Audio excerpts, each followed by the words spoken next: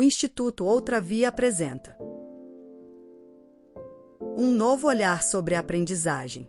Quando comecei a dar aulas, em 1962, a escola supunha que se escrevia de ouvido. E imaginava que, falando certo, se escreveria certo, embora considerasse normal as crianças cometerem determinados erros, pela existência de algumas regras ortográficas específicas, do tipo S entre vogais tem som de Z. Em decorrência disso, a ortografia de alunos pobres, falantes de um dialeto sem prestígio, era relacionada a esse dialeto sem prestígio. Nessa época eu já tinha uma abertura que me possibilitava avaliar como um conhecimento significativo o fato de um menino ter conseguido escrever, ainda que não ortograficamente. No entanto, muitos outros conhecimentos que as crianças já possuíam, eu, então completamente cega, era incapaz de reconhecer. Não havia conhecimento científico acumulado que me permitisse superar um ponto de vista adultocêntrico. A forma pela qual se costuma conceber a aprendizagem das crianças a partir da própria perspectiva do adulto que já domina o conteúdo que quer ensinar. Dessa forma, não é possível compreender o ponto de vista do aprendiz, pois não se pode enxergar o objeto de seu conhecimento com os olhos de quem ainda não sabe.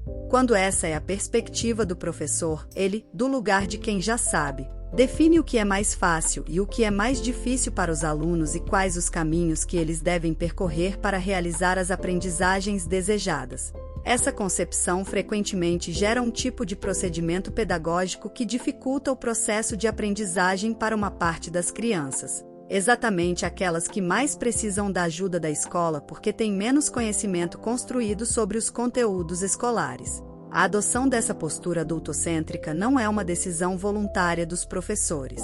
É o ponto de vista que se tende a adotar quando o conhecimento científico disponível no momento ainda não permite a construção de um outro capaz de acolher o olhar, a perspectiva do aprendiz. Analisando hoje qualquer cartilha, inclusive aquela pela qual minha professora de primeira série tentou me alfabetizar, posso ver que aquele material era um conjunto de atividades destinadas a demonstrar que, para escrever um som que produzimos em uma única emissão, como um pá ou um bá, precisamos de pelo menos 2 letras. Isto é, a intenção era demonstrar o funcionamento do sistema alfabético no português. As cartilhas trabalham com palavras que se dividem em sílabas, e com essas sílabas depois se constroem novas palavras. É o que se tornou conhecido como método da análise-síntese ou da palavra geradora. A metodologia embutida nas cartilhas de alfabetização contribui para o fracasso na escola. As pesquisas realizadas nos anos 1970 por Emília Ferreiro, Ana Teberoski e colaboradoras sobre o que pensam as crianças a respeito do sistema alfabético da escrita, a chamada psicogênese da língua escrita, evidenciaram os problemas que a metodologia embutida nas cartilhas cria para muitas crianças. Segundo mostrou a psicogênese da língua escrita, em uma sociedade letrada, as crianças constroem conhecimento sobre a escrita desde muito cedo, a partir do que podem observar e das reflexões que fazem a esse respeito. Em busca de uma lógica que explique o que não compreendem quando ainda não se alfabetizaram, as crianças elaboram hipóteses muito interessantes sobre o funcionamento da escrita. Esses estudos permitiram que compreendêssemos que a metodologia das cartilhas pode fazer sentido para crianças convencidas de que para escrever bá, bastaria uma letra, que para escrever macaco seriam necessárias 3 letras M, C, O ou A, C, O ou M, A, C. Já para aquelas que ainda cultivam ideias muito mais simples a respeito da escrita, sem sequer estabelecer relação entre o falado e o escrito, o esforço de demonstrar que a sílaba geralmente se escreve com mais de uma letra não faz nenhum sentido. E são exatamente essas as crianças que não aprendem com as cartilhas e ficam repetindo a primeira série, chegando muitas vezes a desistir da escola.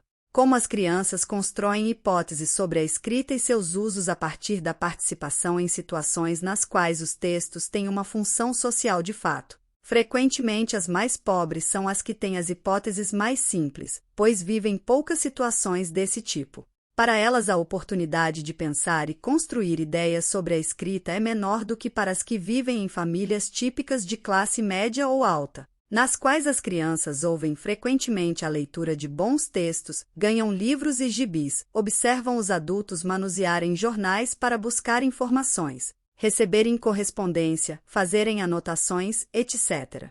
É comum, por exemplo, crianças de famílias que fazem uso cotidiano da escrita pedirem desde pequeninas, e por razões muitas vezes puramente afetivas, para que alguém escreva seu nome, ou receberem da família o seu nome e os de outros parentes por escrito.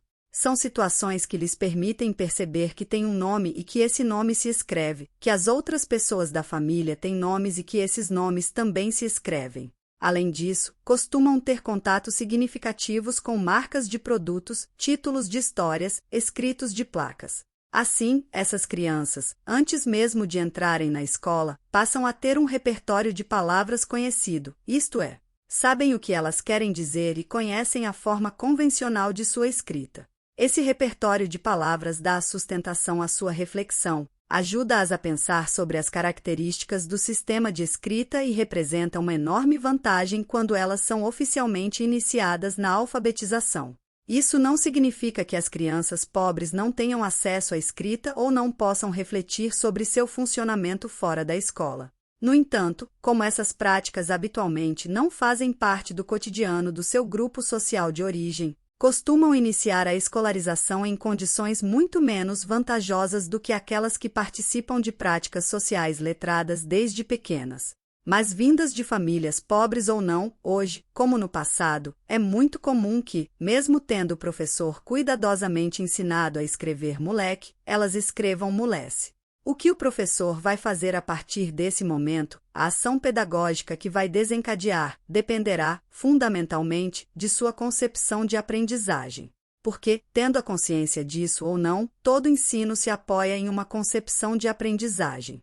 Se o professor imagina o conhecimento como algo que, pela ação do ensino, é oferecido às crianças para que absorvam tal como ele está dado, obviamente o menino que escreveu mulesse não terá aprendido o que ele ensinou. A ideia de que é possível ensinar uma coisa e o aluno aprender outra é completamente estranha a quem concebe o conhecimento dessa forma. Mas deixarei essa questão para retomá-la mais adiante. É possível enxergar o que o aluno já sabe a partir do que ele produz e pensar no que fazer para que aprenda mais. O salto importante que se deu no conhecimento produzido sobre as questões do ensino e da aprendizagem já permite que o professor olhe para aquilo que o aluno produziu, enxergue aí o que ele já sabe e identifique que tipo de informação é necessária para que seu conhecimento avance. Isso se tornou possível porque, nas últimas décadas, muitas pesquisas têm ajudado a consolidar uma concepção que considera o processo de aprendizagem como resultado da ação do aprendiz.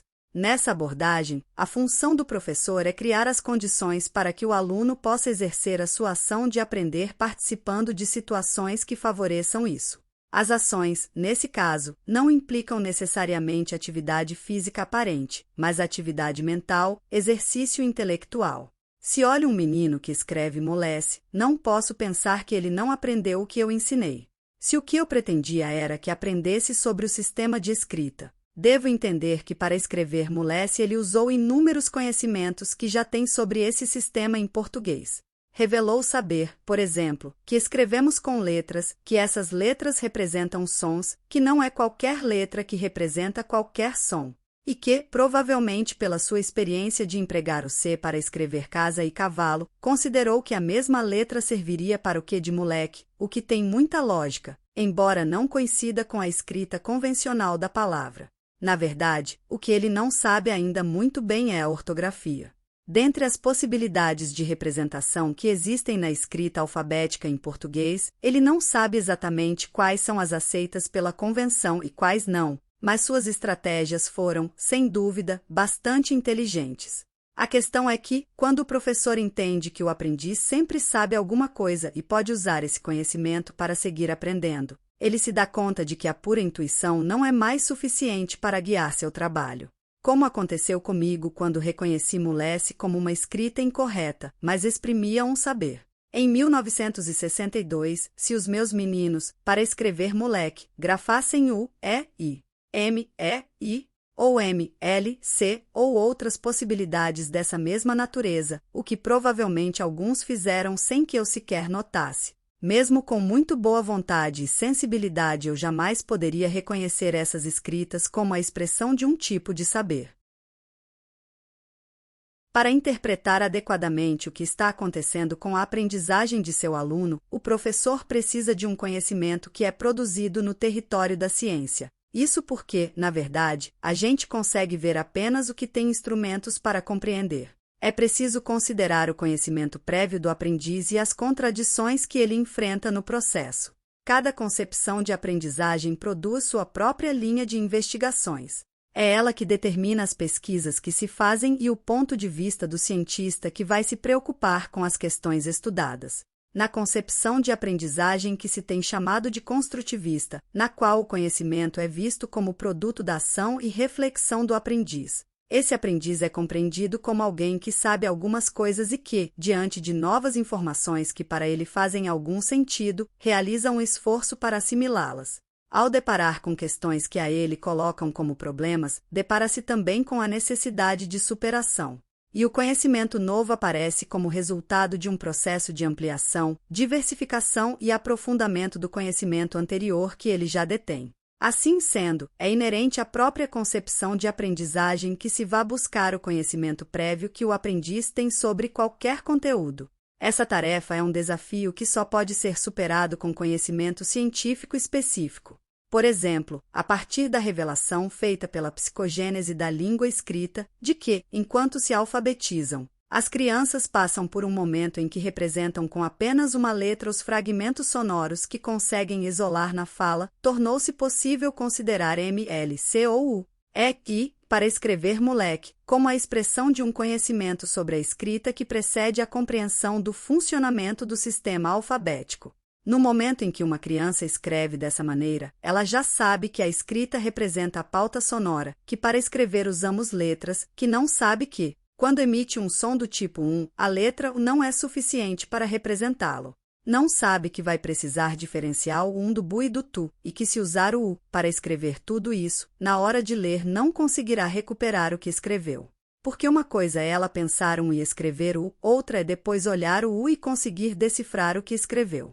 Aliás, é muito comum acontecer isso. Crianças com esse tipo de hipótese sobre a escrita muitas vezes escrevem, por exemplo, gato, pato e rato da mesma forma, a o. No entanto, para elas mesmas isso é inaceitável, pois uma das primeiras hipóteses que as crianças constroem sobre o sistema de escrita é a que diz que nomes diferentes não devem ser escritos com as mesmas letras.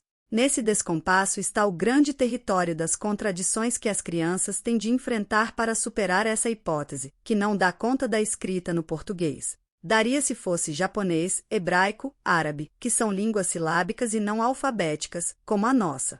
Contradições como essa são a própria condição para a aprendizagem, pois colocam o aprendiz em situações de conflito cognitivo. Um conflito que vai gerar necessidade de superação das hipóteses inadequadas através da construção de novas teorias explicativas. Nesses momentos, a atuação do professor é fundamental, pois a conquista de novos patamares de compreensão pelo aluno é algo que depende também das propostas didáticas e da intervenção que ele fizer. O registro de uma professora, preocupada em identificar o conhecimento que existe por trás das hipóteses de seus alunos e em organizar boas situações de aprendizagem, revela com atenção ao que eles dizem e pensam, é condição para perceber os desafios de uma intervenção consequente. Foi muito interessante a hora da história hoje.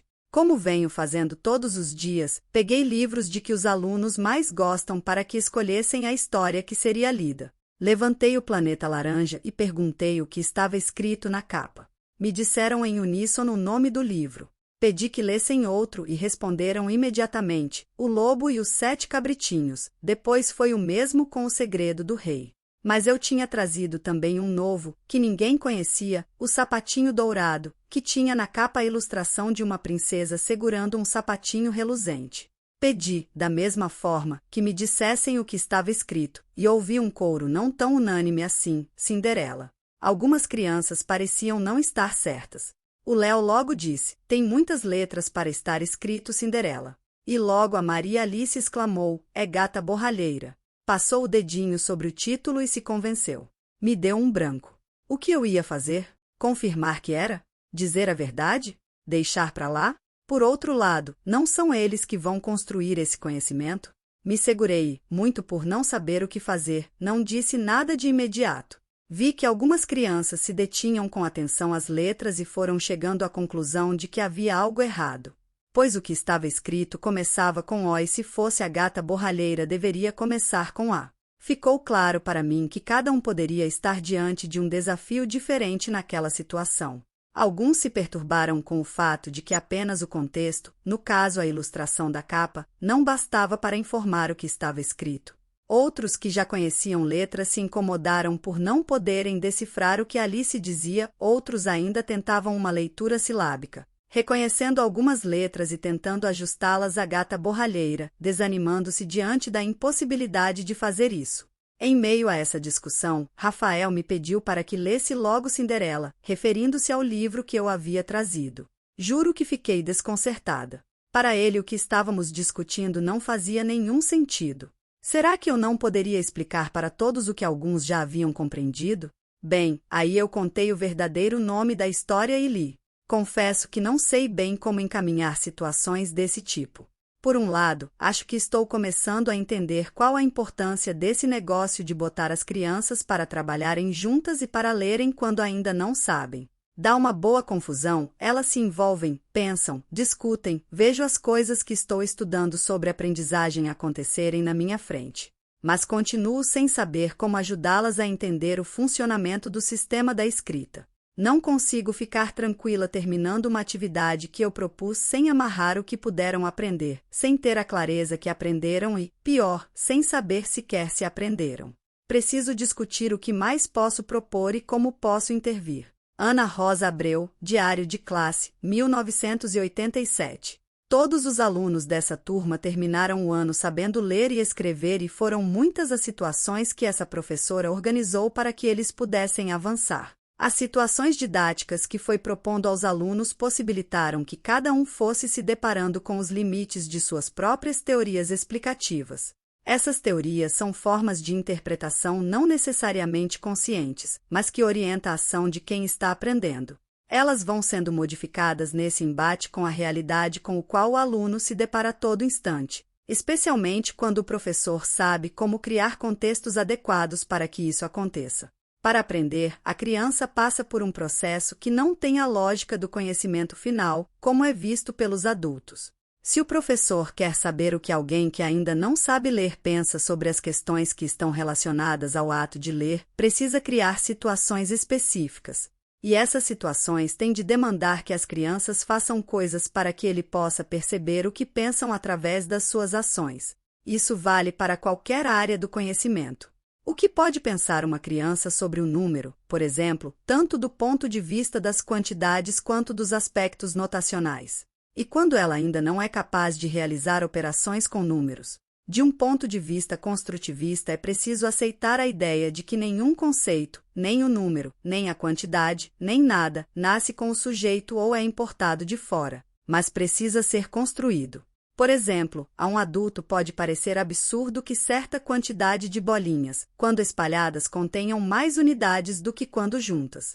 Mas é isso o que pensam as crianças pequenas, como mostraram as investigações de Piaget. Essa é uma expressão genuína da lógica infantil, até que tenha construído a noção de conservação das quantidades, a criança. Para estimar quantidades, pauta-se pela extensão espacial que os objetos ocupam. No entanto, no momento em que constroem um conhecimento sólido sobre a permanência das quantidades numéricas, ela abandona a lógica anterior e se torna completamente inconsciente do tipo de reflexão que fazia algum tempo antes, mesmo que esse tempo seja de apenas algumas semanas.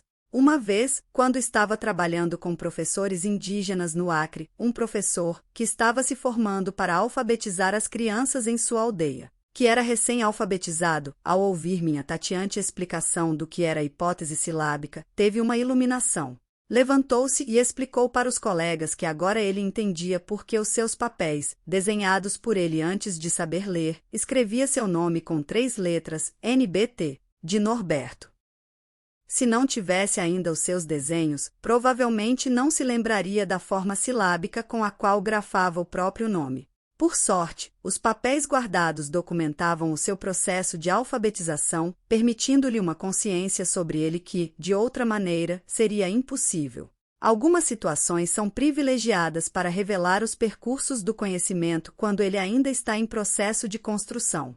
Certa ocasião, propus uma prova de conservação de matéria a uma menina de 5 anos. Fiz uma bolinha de argila e pedi a ela que fizesse uma igual. Achatei minha bolinha sobre a carteira até adquirir uma forma de panqueca e perguntei, de nós duas, quem tem mais argila e quem tem menos? Desconfiada, ela levantou a panqueca que eu havia feito, pegou uma régua e foi raspar a carteira procurando migalhas de argila. Era tão óbvio para essa menina que, se eu não havia tirado nem posto nada, a panqueca teria a mesma quantidade de argila que a bolinha, que só lhe restou pensar que deveria ter acontecido, no processo, algum acidente que lhe escapara e que justificaria o fato de a panqueca estar com menos argila. Quem sabe tivesse perdido um pouquinho de barro em alguma greta da carteira. Se para a menina de 5 anos fica tão apagada a forma como pensava pouquíssimo tempo antes, imagine para nós. Por isso é muito difícil para o professor manter-se dentro de uma visão construtivista se ele não tiver uma postura intelectual a guiá-lo e lembrar-lhe o tempo todo que o seu olhar não é igual ao olhar da criança, que vê o conhecimento de um lugar onde o conhecimento já está construído, e que por isso precisa se apoiar no conhecimento científico disponível, única forma de recuperar o olhar de quem está em processo de construção. Não é à toa que só agora a concepção construtivista de aprendizagem começa a fazer diferença na questão pedagógica da escola fundamental, embora a pedagogia namore o construtivismo desde o começo do século. Foram necessários esses anos todos para que produzisse um conhecimento que pudesse servir de referência a uma prática pedagógica apoiada nessa concepção de aprendizagem. O que mostra que não é verdadeira a ideia de que uma concepção da aprendizagem gera diretamente uma pedagogia de um determinado tipo. É condição, mas não é suficiente. O primeiro grande salto no caminho que percorreremos para chegar até aqui. E o que não deu certo. Nos anos 20, chega ao Brasil a visão da criança não como um adulto em miniatura, mas como um ser com características cognitivas distintas. Uma visão do aprendiz como um ser ativo que constrói seu próprio conhecimento. Eram as ideias da escola ativa, aqui chamada de escola nova, nome que se deu aos vários movimentos dentro da educação que tiveram como pensadores importantes Dewey, Claparede, De Crowley, Montessori e Freire. Embora tivessem algumas divergências entre si, assumiam todos o mesmo princípio norteador, a valorização do indivíduo como ser livre, ativo e social. Claparede, considerado o pai da escola ativa, tinha como premissa que a necessidade é a mola propulsora da ação inteligente. Nessa perspectiva, a criança só aprenderia o que fosse demandado por necessidade que se expressaria em interesse, tudo mais seria imposição. E as coisas só teriam o poder de serem interessantes à medida que correspondessem a uma necessidade do indivíduo em um determinado momento. Ficava então a questão, que o próprio Claparede considerava não resolvido, como suscitar a necessidade na escola, como fazer germinar na criança o interesse por aquilo que se deseja ensinar. Para responder a essa questão, os pensadores da escola nova construíram um modelo de ensino que ficou conhecido como aprendizagem pela descoberta. A escola deveria estimular as crianças a fazerem descobertas, criar situações tais em que pudessem não ser ensinadas, mas realizar aprendizagens por si mesmas. Era uma ideia de autorregulação, no sentido de que as crianças buscariam o conhecimento na medida de suas necessidades, um modelo um tanto quanto amarrado a uma concepção, por assim dizer, biológico-alimentar, como se o conhecimento fosse uma espécie de alimento para o espírito e o aprendiz tivesse a necessidade de sair em busca dele. Evidentemente, um modelo como esse refutava a ideia de decidir a priori os conceitos do ensino. Supunha-se que eles deveriam ser determinados pelo interesse das crianças. A utilização, frequentemente distorcida, dessas ideias acabou por incentivar uma onda de práticas pedagógicas espontâneas. Era como esquecêssemos que a escola constitui uma instituição cuja função social é claramente colocada. Ela não é uma simples provedora de alimento para o espírito, mas deve formar o cidadão daquele momento histórico, naquele país, naquela circunstância. A sociedade é que decide o que suas crianças e jovens devem aprender. Ao colocar o foco exclusivamente no processo de aprendizagem, o movimento da escola nova deixou de lado o produto dessa aprendizagem. Essa posição derivava, entre outros motivos, de uma crítica bastante pertinente à aprendizagem não significativa, de uma pura memorização sem sentido, mas, tentando mudar essa realidade, o que se acabou fazendo foi entortar a vara para o outro lado, de uma situação em que o aluno deveria receber o conteúdo por pura transmissão, evolui-se para uma outra, na qual o conteúdo a ser aprendido deixava de ter importância. A ideia predominante era que o papel do ensino deveria ser o de criar possibilidades para que o aluno pudesse aprender a aprender, não importava exatamente o que. Por não privilegiar os conteúdos escolares, a Escola Nova foi profundamente criticada no Brasil, especialmente nos anos 1970. Seu modelo de ensino não favorecia a inserção das crianças pobres que vinham de casa com uma bagagem cultural que não era valorizada na escola, no universo da cultura reconhecida socialmente. A escola falhava por não oferecer a essas crianças condições de aprendizagem da cultura necessária à cidadania. Além desse desinteresse pelo produto da aprendizagem, os pressupostos da Escola Nova não funcionavam com eficiência para a aprendizagem escolar. As orientações ficavam geralmente no nível das recomendações gerais. É importante trabalhar em grupo, desenvolver a cooperação, a moralidade, a criatividade, estimular a curiosidade. Tudo muito genérico, e na hora em que o professor entrava na classe, tendo de ensinar leitura e escrita, as 4 operações e outros conhecimentos das áreas das ciências naturais e sociais. O que ele tinha como modelo de ensino de conteúdos específicos para pôr em prática vinha de um referencial teórico completamente diferente. O discurso era construtivista, mas a prática era, às claras ou disfarçadamente, empirista. Uma série de tentativas foram feitas no sentido de criar propostas pedagógicas diferenciadas. Montessori, por exemplo, desenvolveu uma pedagogia centrada na percepção da criança, com um método apoiado em uma série de materiais específicos e caros, confeccionados especialmente para o ensino escolar. Freire, ao contrário, trouxe o mundo social para dentro da escola, herança maravilhosa que nos deixou. Foi um dos primeiros a reiterar a importância do trabalho do aprendiz e, como Dewey, o papel educativo de desenvolver projetos com os alunos como, por exemplo, escrever, imprimir e distribuir um jornal escolar. Mas nenhuma proposta deu conta do tratamento didático de conteúdos escolares específicos em sua totalidade. Provavelmente por isso, os pressupostos escolanovistas acabaram sendo mais difundidos na educação infantil, onde era menos a preocupação com a aprendizagem de conteúdos específicos. O professor do ensino fundamental que se inspirava na Escola Nova acabou vivendo uma contradição aflitiva. Não é simples para nenhuma pessoa admitir que não sabe o que deveria saber, que não compreende as consequências das próprias ações, que não consegue responder os desafios colocados pela prática profissional com o conhecimento de que dispõe, principalmente quando realiza um trabalho de reconhecida importância social. Note-se que quando me refiro a esse professor, não estou falando de um sujeito individual, mas de um sujeito social. É o conjunto dos educadores que vive essa dificuldade, já que existe um pensamento educacional compartilhado pelas pessoas.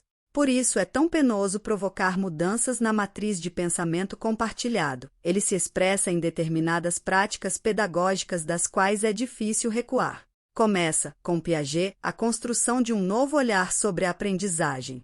No início do século, a aprendizagem de conteúdos específicos, como a das operações aritméticas, de uma equação de segundo grau ou da leitura e da escrita, não era considerada um bom tema de pesquisa.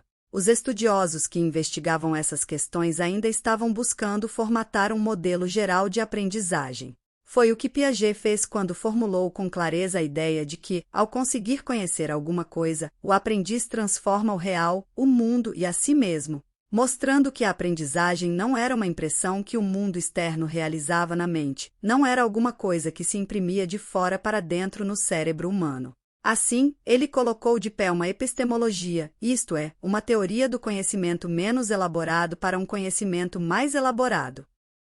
A criação, por Piaget, de um modelo claro do processo geral de construção do conhecimento abriu a possibilidade de, mais tarde, estudar-se a construção de conhecimentos específicos, como fez Emília Ferreiro, aluna de Piaget, sob cuja orientação fez doutorado, ao investigar a psicogênese do sistema de escrita. Na minha opinião, foi ela quem, no Brasil, abriu essa nova perspectiva tanto para os pesquisadores dedicados às questões da aprendizagem como para os educadores. Podemos dar, então, um enorme salto de qualidade na compreensão de questões muito importantes para a educação. Ferreiro mostrou que era possível pensar no construtivismo, o modelo geral de construção do conhecimento, tal como formulado por Piaget e pelo grupo de pesquisadores de Genebra, como a moldura de uma investigação sobre a aquisição de um conhecimento particular, no caso da leitura e da escrita. No momento em que estudou esse objeto tão escolar em uma investigação cujo marco teórico era piagetiano, Emília Ferreiro desvendou a possibilidade de pensar outros conteúdos escolares a partir desse referencial. A teoria de Piaget oferece um modelo epistemológico, do qual é possível extrair consequências de natureza psicológica. A psicogênese da língua escrita é um modelo psicológico da aprendizagem, especificamente da escrita. Isso informa o educador, mas a maneira pela qual essas informações são utilizadas na ação didática pode variar muito, porque nenhuma pedagogia responde apenas a um modelo pedagógico ambíguo.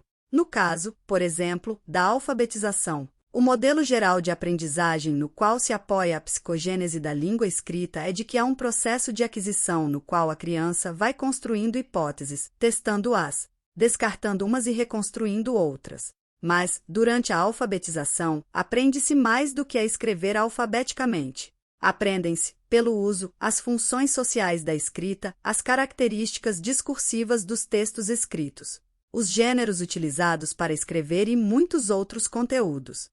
O modelo de ensino atualmente relacionado ao construtivismo chama-se aprendizagem pela resolução de problemas e pressupõe uma intervenção pedagógica de natureza própria. Quando falamos de aprendizagem pela resolução de problemas, não estamos nos referindo aos clássicos problemas escolares de matemática, e sim à utilização, como núcleo das situações de aprendizagem de cada conteúdo.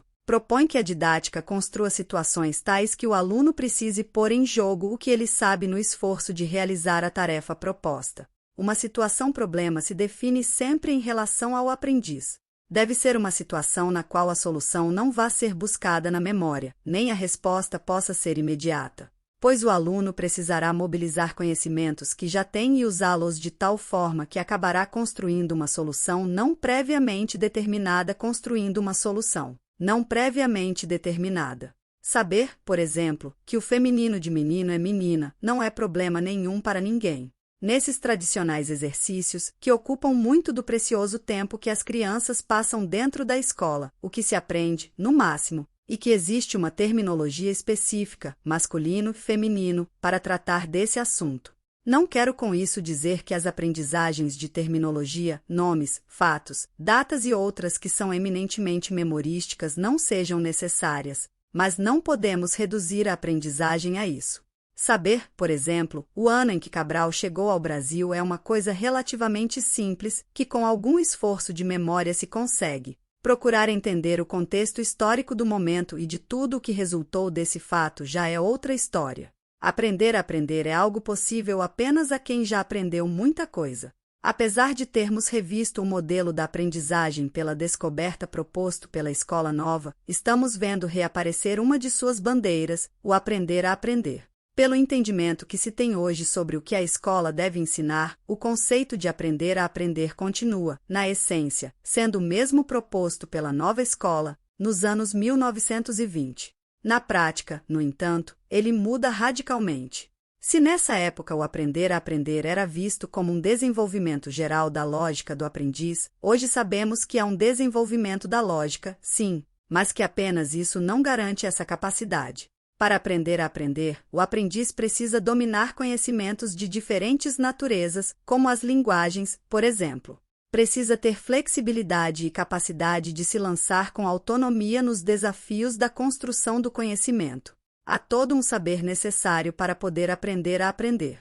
Isso só se torna possível para quem já aprendeu muito sobre muita coisa. Alguém pode aprender por si mesmo quando já sabe o suficiente para primeiro reconhecer o que merece ser aprendido, depois construir estratégias, a partir do que já sabe, para alcançar novos conhecimentos. Para conquistar essa condição é preciso, por exemplo, ser um leitor competente, porque muito do conhecimento disponível está escrito. É desejável saber buscar informação através do computador, pois trata-se de uma forma rápida de obtê-la. Mas o fundamental é desenvolver a capacidade de estabelecer relações inteligentes entre os dados, as informações e os conhecimentos já construídos. Os rumos que nossa sociedade está tomando indicam claramente que, para ser capaz de aprender permanentemente, e não importa para que a área profissional a pessoa vá se dirigir, a bagagem básica necessária hoje é acadêmico-cultural, em que se articulam conhecimentos de origem tradicionalmente escolar e relacionados aos movimentos culturais da sociedade. Torna-se cada vez mais comum perguntar a alguém que quer um cargo de executivo numa empresa se gosta de literatura, vai ao teatro, ao cinema, ouve música, se tem um olhar informado em relação às artes plásticas, se conhece línguas. Mesmo que esta pessoa esteja lá para tratar do movimento de capitais ou fibras ópticas. Cada vez mais se recupera a ideia de que existe uma formação geral que é condição para a aprendizagem permanente. Nessa perspectiva, a escola hoje tem uma tripla função: levar os alunos a aprenderem a aprender, dar-lhes os fundamentos acadêmicos e, sem perda de tempo, equalizar as enormes diferenças no repertório de conhecimentos com que eles chegam. Todos sabemos que é impossível a escola realizar sozinha essa terceira função, mas sua contribuição é essencial. Ela existe, fortemente, nas sociedades tidas como desenvolvidas. Existe também em países como Cuba e outros da Europa Oriental, nos quais a escola desempenhou esse papel e contribuiu efetivamente para uma extraordinária equalização de natureza cultural, num período de meio século ou menos. Houve um tempo em que se pensou que só era possível a escola assumir esse papel numa situação de revolução social.